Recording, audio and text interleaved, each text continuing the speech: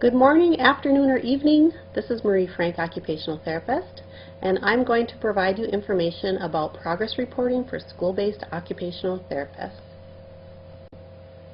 Federal law mandates. The IEP includes a description of how the child's progress toward the annual goal will be measured, and the IEP includes a description of when periodic reports on the progress of the child is making toward meeting the annual goals will be provided. As occupational therapists, we are responsible to follow these federal mandates. Occupational therapist responsibility. Every member of a child's team must report on progress on the goals they are responsible for at the times designated by the school. Those times could be designated by the school itself, by the district, or by the state. They're typically the exact same dates as the report card dates for regular ed students. The therapist shares this information in some form with the teacher, and it's included in a single document. Often the therapist would input this information into the software his or herself, or provide a written document to the teacher that he or she could then include in the single document that would be provided to the parents. Gathering information. Elements included in a progress report. The date of the report. This is the progress report date, often the report card date.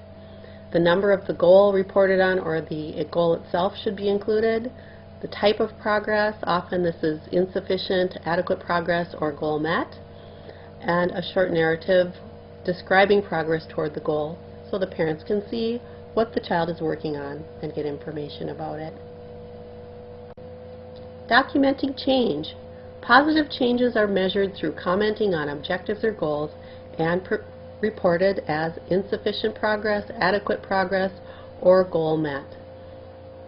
A short 1 or 2 sentence narrative is included to provide information to the parents and give them a clear idea of what's been worked on. Examples.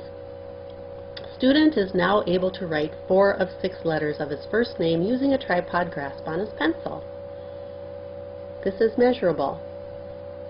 Example number 2. Student has demonstrated an increase in his ability to remain with his classmates during circle time. He will now sit for approximately 1/2 the time, also measurable. The information is always objective. No value judgments or statements are included in this progress report. Insufficient progress. The team must review interventions if the child is not making progress toward the goal. Data is used to determine whether the intervention was appropriate or possibly the level of skill expected for the student was too high. The team then has the option of discontinuing the goal or objective, revising it at that time, or changing the goal itself.